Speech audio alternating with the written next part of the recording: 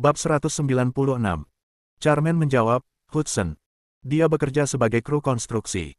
Seseorang pernah mengatakan kepadaku bahwa dia harus menukar darahnya untuk mendapatkan makanan. Kerumunan menjadi penuh dengan diri mereka sendiri dan tertawa sekali lagi. Meskipun mereka tidak cocok untuk Charmaine, mereka baik-baik saja dibandingkan dengan Zeke dan Hudson. Seorang pecundang akan selalu menjadi pecundang. Mereka yakin mereka akan selalu berada di depan Zeke dan Hudson. Charmaine tiba-tiba mengajukan permintaan, teman-teman, aku ingin semua orang membantuku. Ivan menjawab, tentu. Ada apa, Charmaine? Aku harus membuat Zeke mabuk. Tolong bantu aku. Tanya Charmaine. Ivan tiba-tiba penasaran. Hah? Kenapa kamu ingin membuatnya mabuk? Saya memiliki skor untuk diselesaikan dengan Zeke dan Hudson. Saya ingin menghukum mereka atas apa yang telah mereka lakukan. Ivan tiba-tiba kehilangan ketenangannya. Huff. Zeke pikir dia siapa? Beraninya dia menyinggungmu. Jangan khawatir. Kami pasti akan mencoba yang terbaik untuk membuat mereka mabuk. Teman-teman, aku punya rencana. Ayo buat mereka bersulang bersama kita masing-masing. Aku yakin mereka akan pingsan di tengah jalan. Semua orang menyatakan persetujuan mereka. Tentu. Itu ide yang bagus. Kamu benar. Charmaine tiba-tiba tertawa jahat karena semuanya berjalan sesuai rencana. Dia yakin dia bisa menyelesaikan semuanya karena semuanya dimulai dengan nada yang bagus. Faktanya, Zeke baik-baik saja dalam pikirannya. Hudson dan Zeke adalah yang terakhir mencapai. Ivan menggoda mereka untuk menyenangkan Charmaine. Oh, bukankah ini Tuan Williams kami yang paling terkenal? Apa yang kamu lakukan di sini? Kenapa kamu tidak di rumah di sisi istrimu? Maksudku, kami tidak mungkin membiarkanmu hidup dari kami. Zeke menjawab dengan wajah poker, Ivan. Ivan menjawab, oh, Anda benar. Saya terkejut Anda masih mengingat saya. Bagus. Zeke meraih pena dan buku catatan yang dimilikinya dan mencatat nama Ivan. Dia bertekad untuk menyelesaikan skor yang dia miliki dengan semua orang pada akhir sesi mereka. Semua orang tercengang karena perilaku aneh Zeke. Mereka segera tertawa terbahak-bahak. Apa? Dia benar-benar mencatat nama. Apa kita? Pelajar SMA. Apakah dia akan menyerahkan daftar nama itu kepada guru dan menyuruh mereka memberi kita pelajaran? Sungguh pria yang kekanak-kanakan. Charmaine tiba-tiba memecah kesunyian. Teman-teman, saya rasa itu sudah cukup. Silakan duduk.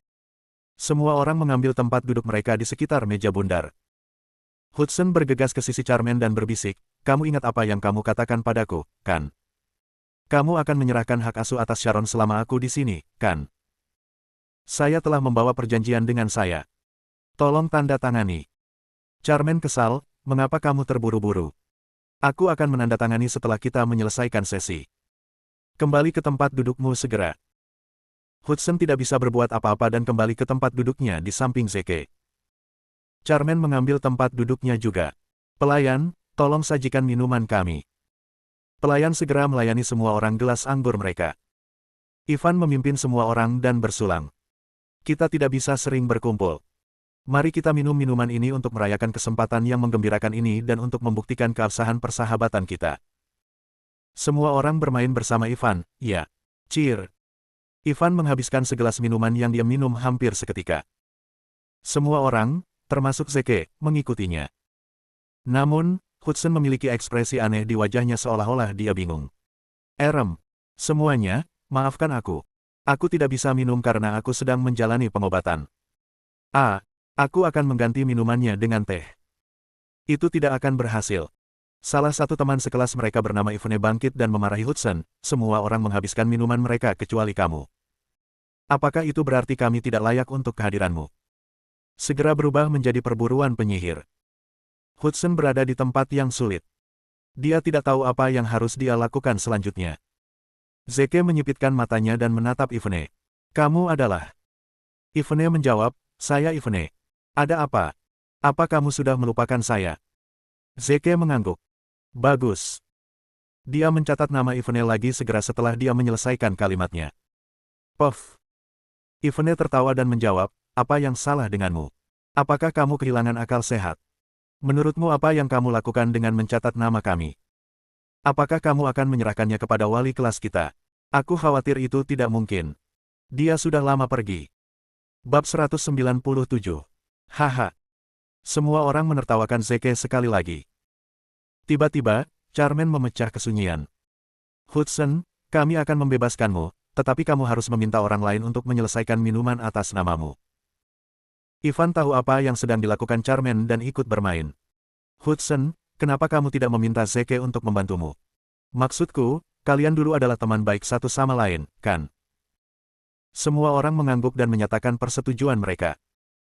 Hudson harus menyerah pada mereka dan berkata, lupakan saja. Aku akan menghabiskan minumanku sendiri. Dia tidak ingin menempatkan Zeke di tempat yang sulit, tetapi Zeke menepuk bahu Hudson dan mengatakan kepadanya, jangan khawatir. Aku akan menghabiskan minuman atas namamu. Namun, ini bukan bagaimana aku akan menghabiskan minumannya. Pelayan, datang ke sini. Pelayan segera bergegas, Tuan, ada yang bisa saya bantu. Ambilkan aku pot, jawab Zeke. Pelayan itu bingung. Namun demikian, dia melakukan seperti yang diperintahkan dan mendapatkan Zeke pot yang dia minta. Ivan menggoda Zeke sekali lagi, apakah kamu akan muntah? Itu menjijikkan. Tolong jangan lakukan itu di depan kami. Buru-buru dan buang di toilet saja. Zeke mengabaikan kata-kata Ivan dan menuangkan minuman Hudson ke dalam panci. Tiba-tiba, Ivan menjadi marah dan berteriak, Zeke, apa yang kamu pikir kamu lakukan? Namun, Zeke menuangkan segelas minuman lagi dan meneguknya. Baru saat itulah Ivan merasa lega. Aku tidak peduli apa yang dia lakukan selama dia menghabiskan minumannya. Ivan mengangkat gelas sekali lagi hampir seketika setelah Zeke menghabiskan minumannya. Zeke, kudengar kamu sekarang menantu orang lain. Sepertinya kamu hidup dari orang lain. Aku terkesan. Sejujurnya, itu juga kemampuan yang mengesankan. Ini untukmu.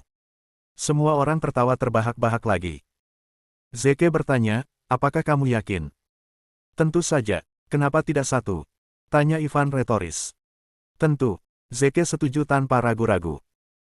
Namun, dia tidak segera menghabiskan segelas minuman karena dia menuangkannya ke dalam panci sekali lagi sebelum mengisi gelasnya dan menghabiskan minumannya. Metode minum Zeke telah membingungkan semua orang. Apa yang salah dengannya? Kenapa dia minum dengan cara seperti itu? Mengapa dia harus menuangkannya ke dalam panci sebelum dia menyajikan segelas minuman lagi untuk dirinya sendiri? Apapun. Selama dia minum, kan? Saya punya banyak minuman untuk melayani dia. Dia tidak mungkin menyelesaikan semuanya, kan? Salah satu teman sekelas laki-laki mereka bangun tepat setelah Ivan menyelesaikan sesinya dengan Zeke. Zeke, sebagai sesama pria, kamu tidak mungkin hidup dari wanita lain, kan? Saya manajer sumber daya manusia Oceanic Enterprise. Bergabunglah dengan saya untuk minum segelas, dan saya akan memberi Anda pekerjaan. Semua orang tiba-tiba bekerja. Oceanic Enterprise. Itu salah satu dari 500 perusahaan yang beruntung. Luar biasa. Pria muda seperti dia sebenarnya adalah manajer Oceanic Enterprise. Dia memiliki masa depan yang cerah di depannya. Zeke, sebaiknya kamu melakukan seperti yang diperintahkan. Pekerjaan acak yang dia dapatkan akan membuatmu menjalani kehidupan tanpa beban selama sisa hidupmu. Zeke mengintip pria itu dan bertanya, kamu? Puff, nama saya Kelvin. Saya selalu menggunakan nama yang sama. Apakah Anda akan mencatat nama saya juga? Kelvin dari perusahaan kelautan. Zeke mengangguk dan mencatat namanya. Haha, mengesankan. Bergabunglah denganku. Kelvin menghabiskan segelas minumannya segera setelah dia menyelesaikan kalimatnya. Sekali lagi, Zeke menuangkan segelas minuman ke dalam panci sebelum dia menuangkan segelas lagi untuk dirinya sendiri dan menghabiskannya. Tiba-tiba, salah satu teman sekelas perempuan mereka bangkit dari tempat duduknya dan menyapa, Zeke, sudah lama sekali. Apakah kamu masih ingat saya? Saya dulu duduk di samping Anda pada hari itu. Yang ini untukmu, bersulang untuk persahabatan kita. Zeke mengukurnya dan bertanya, Kimberly. Kimberly menjawab sambil tersenyum, saya tidak percaya Anda masih mengingat saya. Senang berkenalan dengan Anda. Saat ini saya bekerja di bawah Olivia. Apakah kamu masih ingat Olivia Graham? Dulu kamu menulis surat cinta untuknya. Semua orang menjadi bersemangat sekali lagi ketika Kimberly berbicara tentang Olivia. Apa yang sedang Olivia lakukan saat ini? Benar. Kenapa Olivia tidak ada di sini hari ini? Bab 198. Kimberly memberitahu semua orang, Olivia adalah manajer cabang dan salah satu pemegang saham Grand Millennium Hotel. Dia cukup sibuk, tetapi dia akan segera bergabung dengan kita. Zeke. Bergabunglah denganku untuk minum segelas, dan aku akan mencoba menjodohkanmu dan Olivia. Semua orang terkekeh mendengar kata-katanya. Olivia. Ini Olivia yang sedang kita bicarakan. Dia selalu dikenal sebagai yang tercantik di antara kita. Karena dia salah satu pemegang saham Grand Millennium Hotel, dia super-duper kaya. Dengan serius, Olivia dan Zeke. Mustahil. Maksudku, dia hanyalah menantu yang tinggal. Zeke mencatat nama Kimberly di buku catatannya sekali lagi. Seperti biasa, dia menuangkan segelas minuman ke dalam panci sebelum menuangkan segelas minuman lagi untuk dirinya sendiri. Hudson mencoba menghentikannya. Zeke. Aku akan menyelesaikannya atas namamu. Kamu harus berhenti minum. Zeke menjawab sambil tersenyum, jangan khawatir, Hudson. Aku baik-baik saja. Dia mengangkat kepalanya dan menghabiskan segelas minuman tanpa ragu-ragu. Tak lama, semua orang yang hadir sudah meminta Zeke bergabung dengan mereka untuk minum. Namun, ada dua teman sekelas perempuan Zeke yang menolak untuk mengikuti rencana Charmaine. Sementara itu, Zeke akan mencatat nama semua orang setiap kali mereka mencoba membuatnya bergabung dengan mereka untuk minum segelas.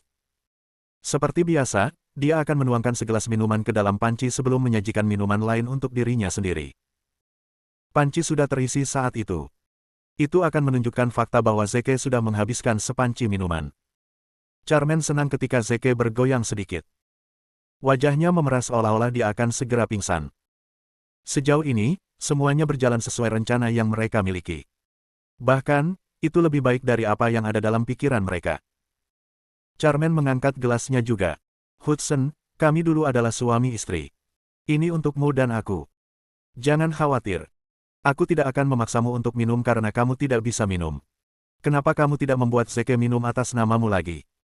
Semua orang kehilangan ketenangan saat mendengar kata-kata Charmaine. Apa yang sedang terjadi? Hudson dan Charmaine dulunya suami istri. Apa-apaan? Hudson benar-benar pecundang. Dia tidak pantas untuk menyentuh diva kita. Semua orang terdiam karena adegan yang mereka pikirkan. Memikirkan pria cacat seperti itu di atas Charmaine membuat mereka jijik. Putaran perburuan penyihir lainnya dimulai saat semua orang menatap Hudson. Sialan. Kamu harus menghabiskan segelas minuman ini, dasar orang cacat terkutuk. Charmaine dengan sopan menawarkanmu minuman. Kamu harus melakukan seperti yang diperintahkan untuk membalas budi. Baik. Jika kamu tidak bisa minum, suruh Zeke menghabiskan segelas minuman atas namamu. Mata Hudson berlinang air mata saat mereka memojokkannya. Baik. Aku akan meminumnya. Aku akan menghabiskan segelas minuman ini. Zeke merentangkan lengannya dan menghentikan Hudson. Tidak, Hudson. Kamu tidak bisa menghabiskan segelas minuman ini. Harga diri Anda akan turun dengan segelas minuman ini jika Anda menghabiskannya.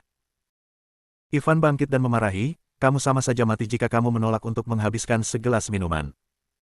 Hidupmu atau martabatmu, panggilanmu. Zeke mencibir sambil menatap mata Ivan. Dia langsung mencoret nama Ivan di daftar nama. Sekali lagi, Zeke menuangkan segelas minuman lagi ke dalam panci dan menuangkan satu lagi untuk dirinya sendiri. Aku akan minum atas nama Hudson. Dia menyelesaikannya hampir seketika lagi. Di tengah sesi, dia sudah menghabiskan setidaknya 200 pon minuman keras. Akhirnya, Zeke tidak bisa lagi menahan diri. Dia bergoyang sekali lagi dan pingsan di atas meja. Zeke, kamu baik-baik saja. Hudson ketakutan dan mencoba membangunkan Zeke dengan segera menepuk bahunya. Suara mendesing. Charmaine menghela napas lega. Si brengsek ini akhirnya pingsan. Saatnya untuk melanjutkan ke tahap selanjutnya dari rencana kita. Charmaine melambai dan memberi isyarat kepada yang lain untuk tenang. Hudson, saya dengar Anda didiagnosa menderita kanker. Hudson menundukkan kepalanya dan menjawab, itu bukan urusanmu. Semua orang senang karena mereka mendapat kesenangan dari kemalangan Hudson. Bahkan jika dia telah menghabiskan banyak malam di sisi Charmaine, itu tidak masalah lagi karena dia akan mati. Kematian adalah jalan keluar yang mudah bagi pecundang seperti dia. Dia tidak punya hak untuk menyentuh Charmaine sama sekali. Charmaine bertanya, apa maksudmu dengan itu tidak ada hubungannya denganku? Jika kau mati, siapa yang akan merawat putri kita yang terbaring di tempat tidur? Siapa yang akan membesarkannya? Aku akan memberimu kesempatan lain untuk mengamankan Sharon kehidupan tanpa beban selama sisa hidupnya. Yang dibutuhkan hanyalah hidupmu. Hudson harus menanggapi masalah ini dengan serius karena yang dibicarakan adalah putri mereka. Maksud kamu apa? Charmaine menyesap minuman yang dia minum, aku akan bisa memberi Sharon kehidupan tanpa beban selama sisa hidupnya selama kamu bunuh diri dengan melompat dari menara Derek di Love in Avalon City. Bab 199. Jaiden dan Charmaine sudah membuat rencana yang sempurna. Duo jahat itu akan menciptakan kembali adegan pembunuhan dan menjebak Zeke atas kematian Hudson begitu yang terakhir melakukan bunuh diri di lokasi Love in Avalon City. Charmaine dan Jaiden ingin Zeke menanggung akibatnya dengan hidupnya dan menghentikan pembangunan Love in Avalon City. Apa? Hudson mengangkat kepalanya tiba-tiba. Wanita kejam ini benar-benar ingin aku mati. Dia mengejek, dalam mimpimu. Charmaine mencibir, kau yakin? Kuharap kau tidak menyesali keputusanmu. Dia meraih teleponnya dan menelepon Jaiden segera setelah dia menyelesaikan kalimatnya. Panggilan itu diangkat tak lama kemudian. Jaiden, yang berada di ujung telepon, bertanya, Charmaine, bagaimana kabarmu? Charmaine menjawab, semuanya sudah siap. Bagaimana dengan Sharon? Telepon Sharon, Jaiden. Mereka bisa mendengar suara Sharon yang naif dan tak berdaya saat dia meratap, ayah. Di mana ayah? Aku ingin ayah memelukku. Sharon. Dia diculik. Mereka telah menculik Sharon. Hudson mengangkat kepalanya dan menatap Charmaine dengan mata merahnya. Sharon. Kakakmu menculik Sharon. Dia menerkam Charmaine dan mencoba merebut teleponnya, tetapi Charmaine berbalik dan menghindari serangannya. Dia berhasil menjegal Hudson pada saat bersamaan. Akibatnya, pria itu jatuh ke tanah dan mematahkan giginya. Dia mengabaikan sensasi menyiksa yang dia rasakan dan berteriak histeris, Charmaine, dia juga putrimu. Bagaimana kamu bisa begitu kejam pada putri kami? Charmaine menjawab dengan nada tidak berperasaan, omong kosong macam apa yang kamu bicarakan. Bukan aku yang menculik putri kita. Itu Jaiden. Aku juga mencoba menyelamatkan Sharon. Aku akan bisa menyelamatkannya selama kamu mau menyerahkan hidupmu. Baik, aku akan memberikannya padamu. Aku akan menyerahkan hidupku. Hudson meraih botol kaca di sebelahnya dan memecahkannya. Dia meletakkan pecahan kaca di lehernya dan memberitahu Charmaine, aku akan bunuh diri sekarang juga. Suruh dia membebaskan putri kita. Charmaine memberitahu Hudson, tidak di sini. Aku belum ingin kau mati. Kamu punya 10 menit untuk bergegas ke samping. Aku khawatir mereka akan menghabisi Sharon jika kamu gagal mencapai lokasi yang ditentukan dalam 10 menit. Hudson tiba-tiba merasa putus asa, seolah-olah seluruh dunianya runtuh. Dia berlutut dan memeluk kepalanya sambil meratap, aku pecundang. Aku pria tak berguna. Aku minta maaf. Hudson tidak dapat menelepon karena, di satu sisi, itu adalah satu-satunya putrinya. Di sisi lain, sahabatnya lah yang telah melalui banyak kesulitan dengannya. Semua orang ngeri karena apa yang terjadi. Mereka tidak menyangka Charmaine menjadi wanita yang begitu jahat. Dia justru berusaha mengancam mantan suaminya untuk mengakhiri hidup dengan putri kandungnya. Tindakan Charmaine benar-benar berlebihan. Beberapa orang mengecilkan volume suaranya dan mencoba membujuknya, Charmaine, lupakan saja. Maksudku, anak itu tidak bersalah. Diam. Charmaine membalas memarahi mereka, kalian tidak berhak mencampuri urusan kami. Namun, beberapa teman sekelas perempuan yang simpatik mengabaikan kata-kata Charmaine dan mencoba yang terbaik untuk berbicara dengannya. Sementara itu, Ivan bangkit dan memarahi, Huff. Hudson hanyalah pecundang yang telah mencemari diva kita. Dia harus menebus dosanya dengan kematian. Aku yakin putrinya adalah pecundang seperti ayahnya. Mereka seharusnya melihat ini terjadi. Semua orang tetap diam karena tidak ada yang berani melawan Charmaine dan Ivan lagi. Charmaine membuka sebotol anggur dan menuangkannya ke seluruh kepala Hudson, kau tahu. Memikirkan bagaimana kita bersama di tempat tidur membuatku jijik. Aku merasa ingin muntah setiap kali mengingatnya. Aku hanya akan merasa lebih baik jika kamu mati. Kamu punya 9 menit lagi. Hidupmu adalah satu-satunya yang diperlukan sebagai ganti nyawa putri kita. Hanya itu yang bisa kamu lakukan untuknya, bukan begitu? Tiba-tiba, Hudson tertawa histeris, hahaha. Charmaine, apakah kamu benar-benar berpikir aku tidak tahu apa yang ada dalam pikiranmu? Kamu mencoba menjebak sahabatku menggunakan kematianku, kan? Sahabatku telah menjadi orang benar sepanjang hidupnya. Dia juga tidak mudah dalam hidupnya. Aku tidak akan membiarkan dia mati dengan menyedihkan. Bab 200. Charmaine membalas dengan marah, baik. Jangan lupa bahwa kaulah yang akan bertanggung jawab atas kematian Sharon. Aku tidak akan. Akhirnya. Sungguh melegakan. Mari kita akhiri semuanya. Teriak Zeke. Sharon, kamu selalu ingin bersatu kembali dengan ibumu, kan? Kita akan segera bersatu kembali. Mari kita bersatu kembali di neraka.